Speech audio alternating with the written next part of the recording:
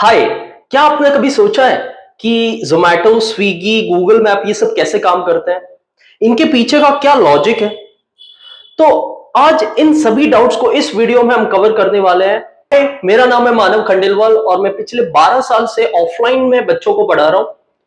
तो अब मैं आपको ऑनलाइन में न्यूली अपडेटेड सिलेबस को पढ़ाने आया हूं। तो बच्चों, आप सभी को मेरा एक ही एडवाइस रहेगा, आप इस चैनल को सब्सक्राइब करके रखो और बेल आइकन को प्रेस करके रखो ताकि सारे वीडियोस न्यूली अपडेटेड सिलेबस के मैं आपको प्रोवाइड करा सकूं। बच्चों, हर क्वेश्चन इस वीडियो में डिस्कस करने वाला हूं और आपका एक्सरसाइज 1.1 भी इस वीडियो में कवर होने वाला है। So let's start the newly updated syllabus. First chapter, orienting yourself, the use of coordinates. बच्चों, सबसे पहले ये कोऑर्डिनेट्स क्या है, कैसे समझते हैं, इस चीज को समझते हैं। तो देखो, जैसे ही मैंने पूछा कि जोमैटो, स्विगी ये सब कैसे काम करते हैं, तो इसके पीछे का लॉजिक समझना बहुत जरूरी है इस चैप्टर को पढ़ने से पहले।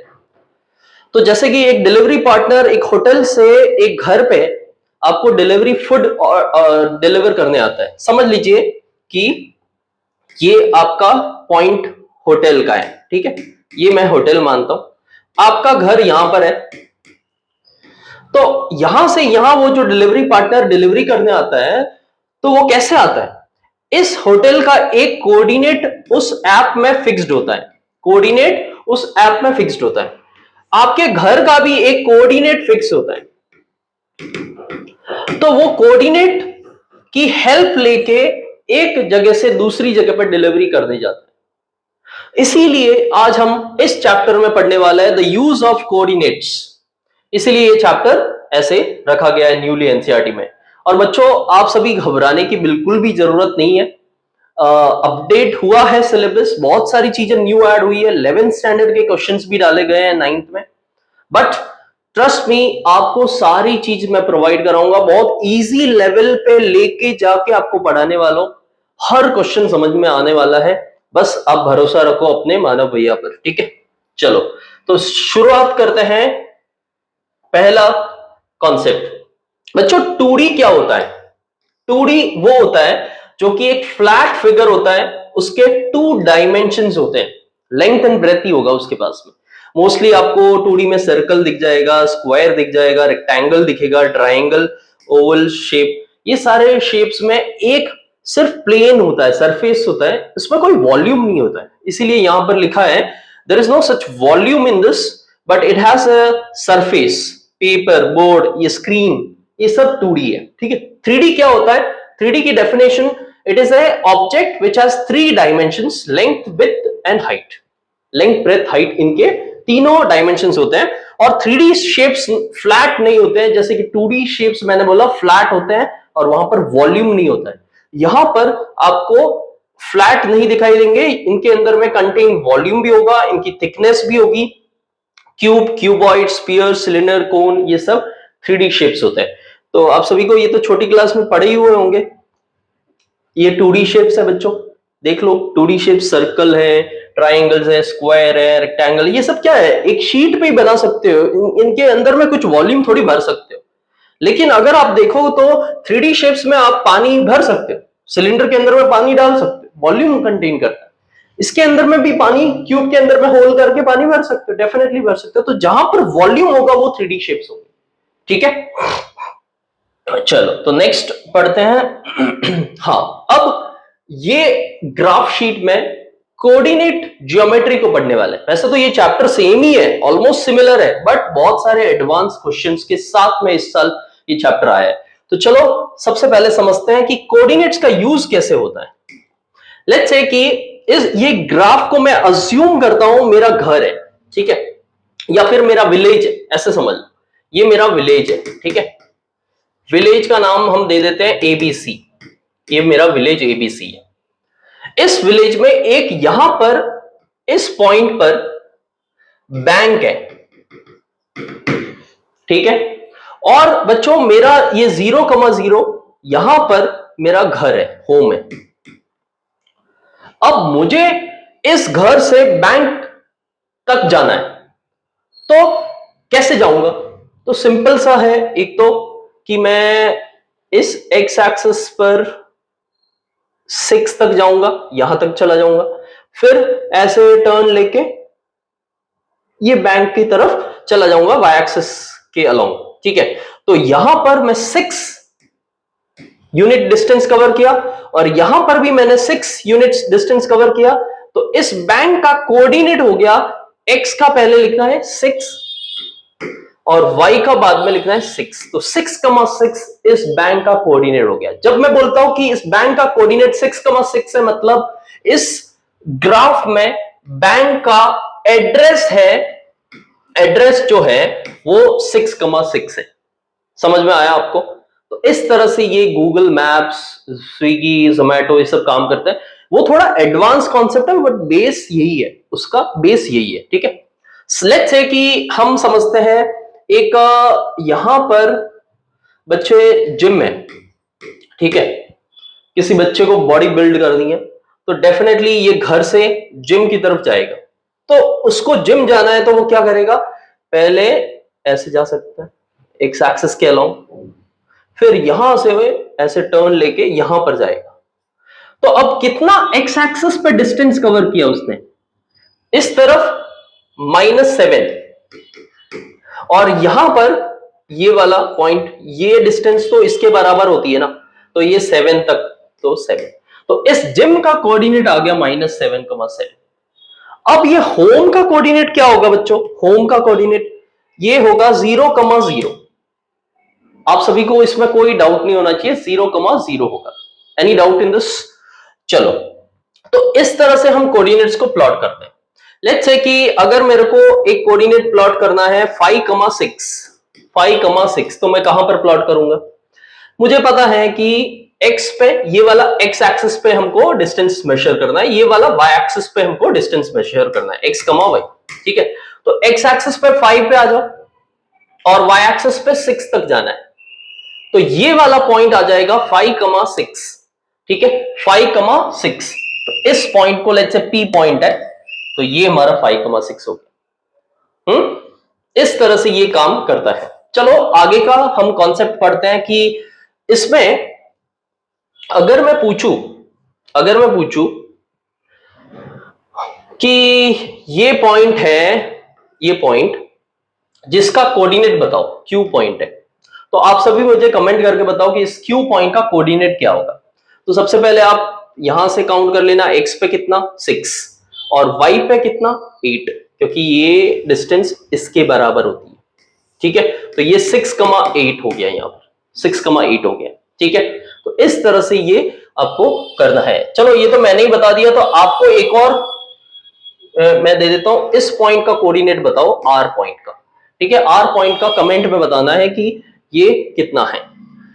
तो बच्चों ये तो हो गया प्लॉटिंग ऑफ कोऑर्डिनेट्स। अब आपने देखा इस ग्राफ शीट पे मैंने दो एक्सिस बनाई है, एक तो ये वाली हॉरिजॉन्टल लाइन जिसको हम क्या कहते हैं, एक्स एक्सिस कहते हैं बच्चों। अच्छा, इस एक्सिस का नाम क्या है? इसका वाई एक्सिस नाम है। ठीक है, अब देखो एक्स एक्सिस पे पॉजिटिव कोऑर्डिनेट्स होते हैं, नेगेटिव भी होते हैं। वाई एक्सिस पे भी पॉजिटिव ऊपर की साइड में होता है, नेगेटिव भी नीचे की साइड होता है। तो अगर मैं बोलूं कि ये ग्राफ, इस पूरे ग्राफ का नाम देना है, तो इस ग्राफ का नाम है एक्स वाई प्लेन या फिर कोऑर्डिनेट प्लेन या कार्टेशियन प्लेन, जो देना चाहे कार्टेशियन प्लेन। ठीक है,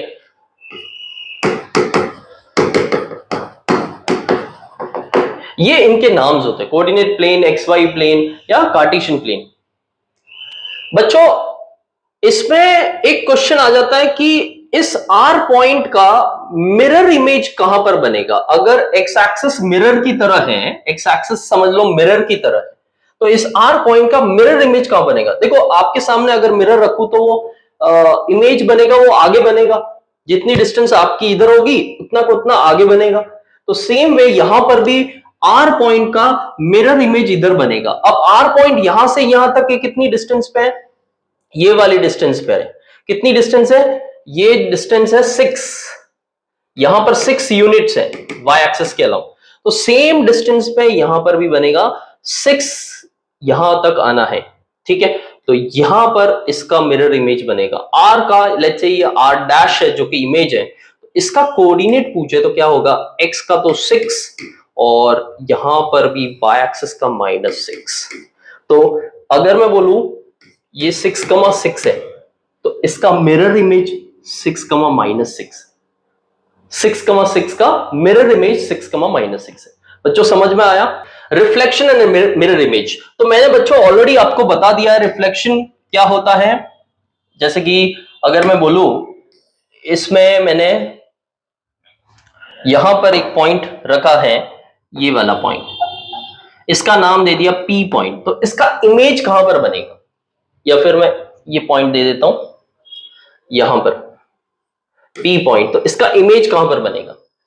आपको वो क्वेश्चन में दे देंगे कि एक्स एक्सिस मिरर है, एक्स एक्सिस एक मिरर की तरह है, ठीक है। तो अगर ये मिरर है तो इधर ऑब्जेक्ट है तो इसका इमेज इधर ही तो बनेगा। आप नॉर्मली मिरर में सामने खड़े रहते हो तो आपका इमेज वो पीछे बनता है। सेम वे इधर एक इंसान खड़ा है और ये आपका मिरर है तो इसका इमेज इधर ही तो बनेगा, इधर ही तो बनेगा। तो ये वाला इसका इमेज इधर बनेगा। तो इसका इमेज कहां पर बनेगा वो कोऑर्डिनेट्स पूछेंगे। तो ये P का कोऑर्डिनेट पहले लिखो, 3,5 है, ये 3x का 3 पे इसलिए और 5y का। तो इसका इमेज जो बनने वाला है वो भी 5 की डिस्टेंस पे ही बनेगा। इधर 5 है तो उधर भी 5 होना जरूरी है। तो ये हो जाएगा 3,-5 जो कि P डैश। इस तरह से ये इमेज बनता है, ठीक है। कभी कभार एक्स एक्सिस मिरर की जगह पे वाई एक्सिस को मिरर बना देंगे। तो अगर ये मिरर है, अब ये मिरर है तो इस कोऑर्डिनेट का इमेज इस तरफ बनेगा। देखो यहां पर एक इंसान खड़ा है, ये आपके सामने मिरर है वाई एक्सिस, तो इसका इमेज इस तरफ बनेगा, ठीक है। तो अगर ये 3,5 है जो कि वाई एक्सिस से 3 की डिस्टेंस पे है, तो सेम इधर भी 3 की डिस्टेंस पे ही हमको करना पड़ेगा। सेम 3 की डिस्टेंस पे होगा, 1 2 3, तो इधर कहीं इसका इमेज बनेगा। तो इस तरह से ये इमेज के कॉन्सेप्ट्स आपको बच्चों करने पड़ते हैं। तो कोऑर्डिनेट ज्योमेट्री की डेफिनेशन पूछा है तो ये coordinate geometry is the branch of mathematics that helps us study the position of points and shapes on a plane using two mutually perpendicular lines called axis. तो axis, Y axis, X axis को use करके हम plane के बारे में पढ़ते हैं, इसी को कोऑर्डिनेट ज्योमेट्री कहते हैं, ठीक है। कार्टेशियन सिस्टम किसको कहते हैं? The Cartesian system consist of two mutually perpendicular lines called the X axis and Y axis.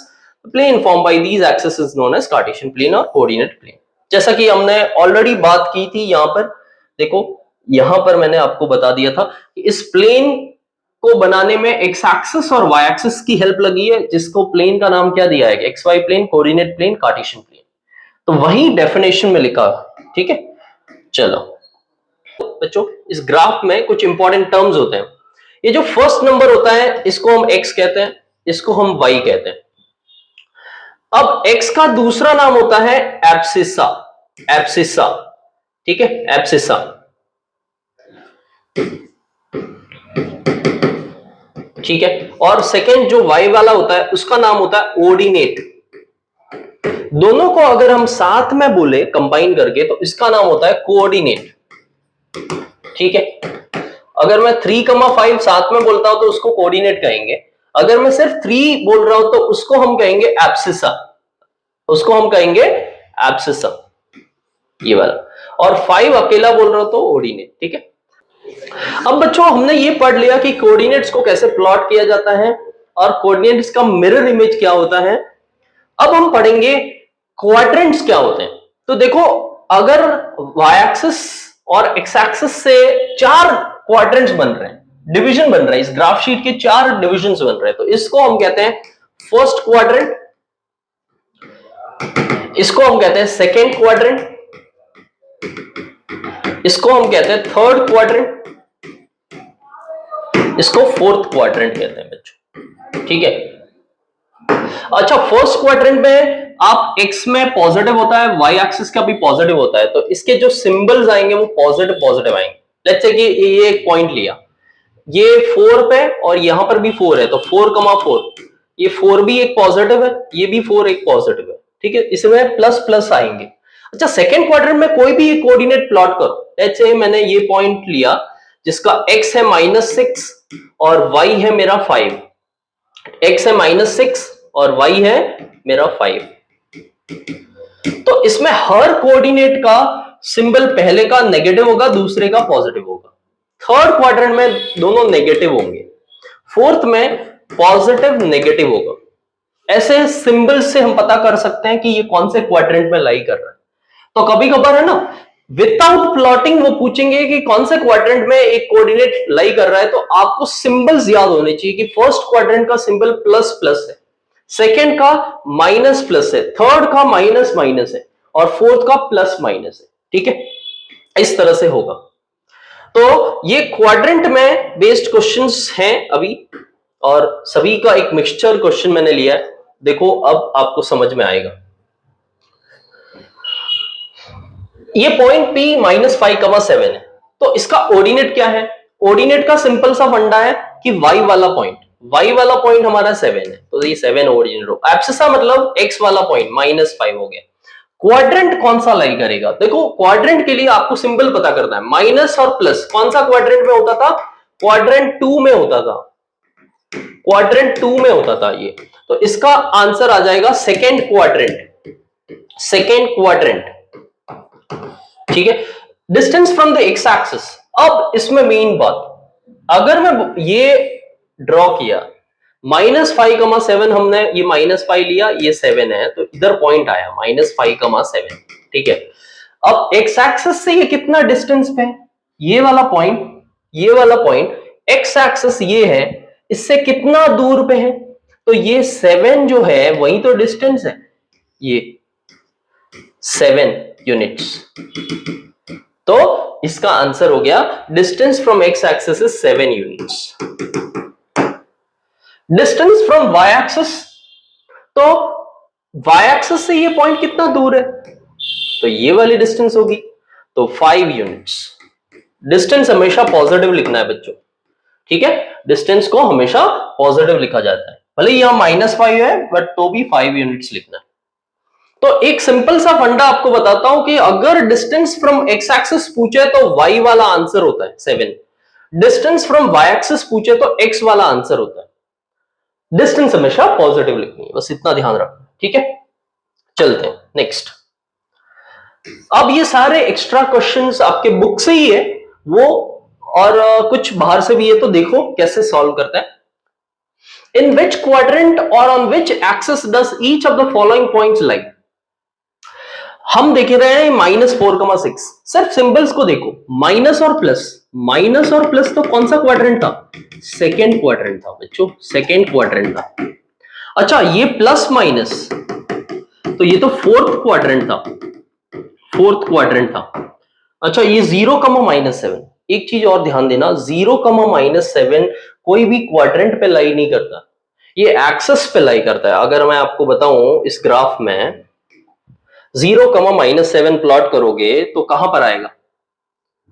देखो ये वाला पॉइंट 0,-7 है, तो ये ना तो इस क्वाड्रेंट में ना इस चारों क्वाड्रेंट में नहीं आ रहा, ये एक्सिस पे आ रहा है।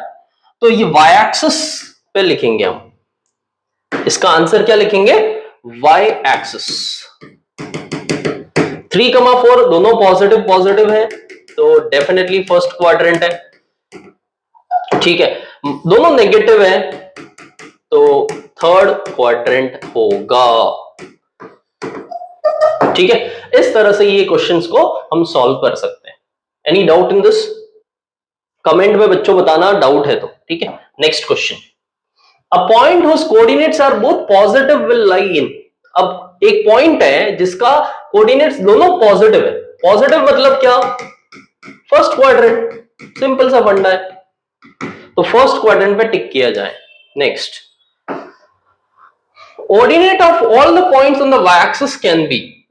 अब देखो वाई एक्सिस पे ऑर्डिनेट क्या होगा, तो आप सभी को पता है वाई एक्सिस पे पॉइंट्स जो होते हैं, लेट्स से ये 0 है, ये 1, ये 2, ये 3, 5, -1, -2, -3, -4 ऐसे है।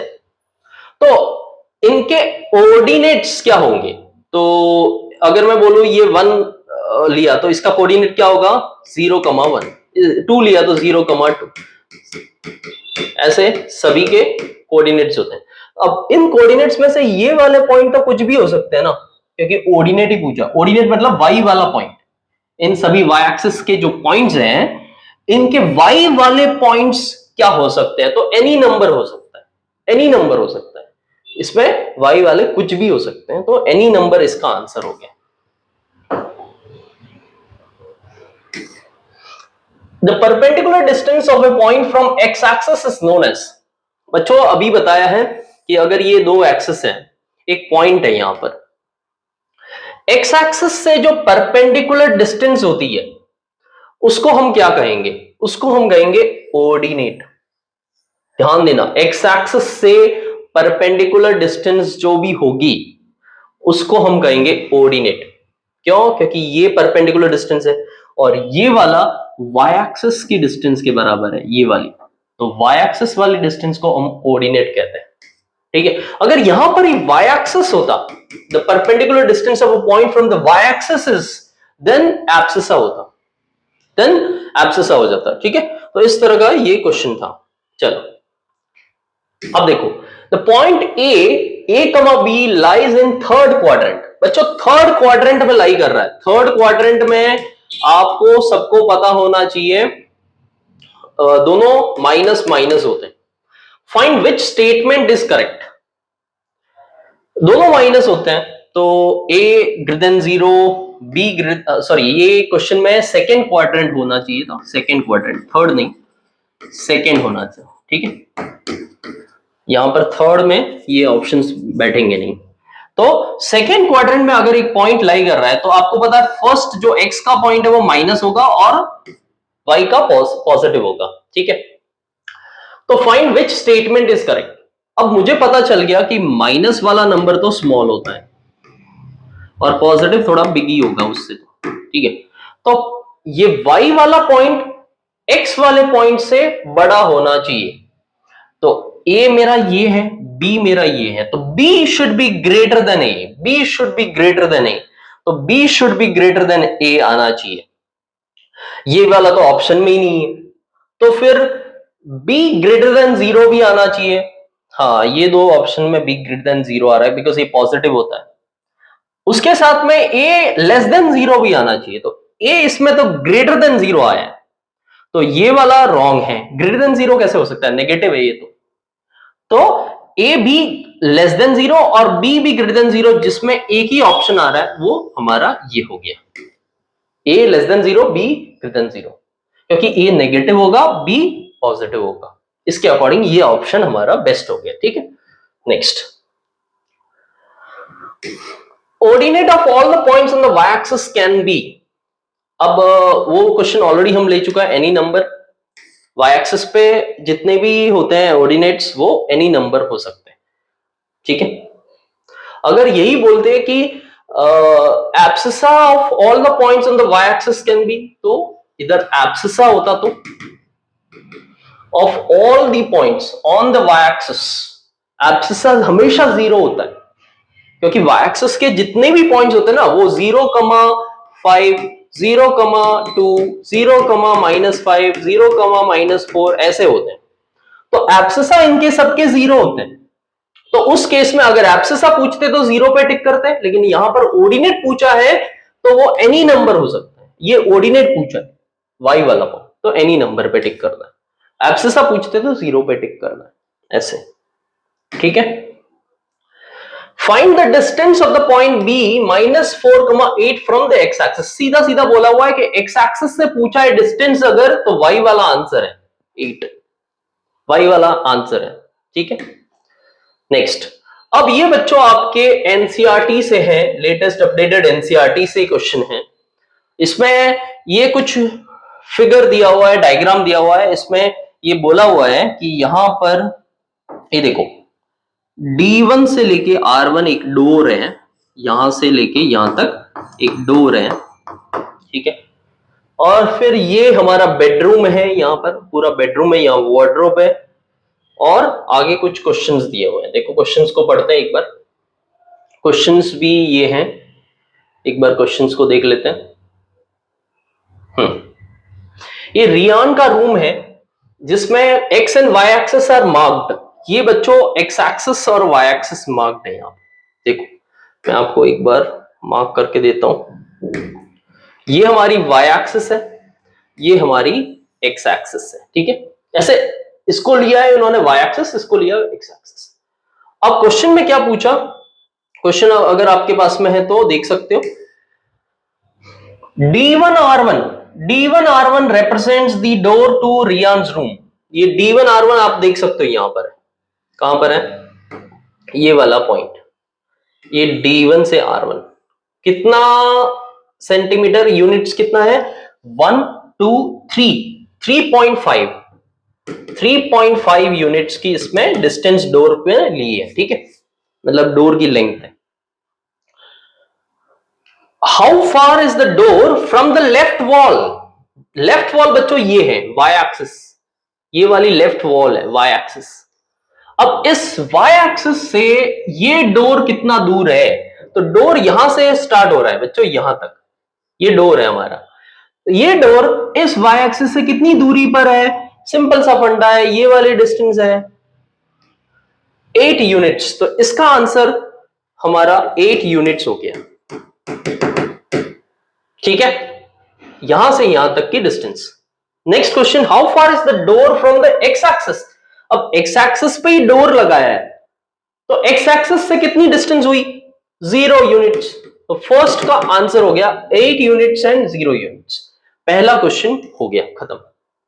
ठीक है, द नेक्स्ट क्वेश्चन जो कि है what are the coordinates of D1। D1 बच्चों कहां पर है, ध्यान से देखना, D1 कहां पर है, ये वाला D1 है हमारा, ये वाला। इसका कोऑर्डिनेट बताओ। तो एक्स एक्सिस पे जो भी कोऑर्डिनेट्स होते हैं वो x, 0 के फॉर्म में होते हैं। अब x मतलब ये 8, तो 8, 0 यहां पर हो गया। ठीक है, 8, 0 इसका कोऑर्डिनेट हो गया, तो इसका आंसर हो गया 8, 0। नेक्स्ट क्वेश्चन क्या दिया है, if R1 is the point 11.5, 0। R1 कहां पर है, ये वाला R1 हमारा 11.5, 0 है। How wide is the door.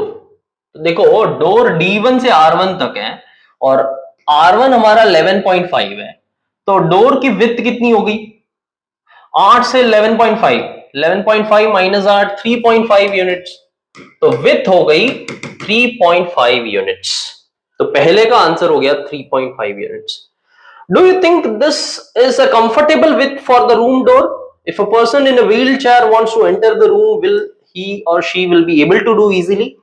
Yes, obviously enter कर सकता है, क्योंकि व्हीलचेयर इतना 3.5 फीट तक नहीं होता है, तो आराम से एंटर यहां से हो जाएगा।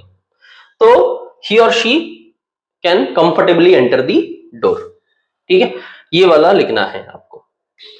फोर्थ क्वेश्चन क्या कह रहा है कि इफ B1 is 0, 1.5। बच्चों B1 यहां पर है, ये वाला 0, 1.5 है, एंड B2 इज 0, 4। ये B2 है हमारा। ठीक है,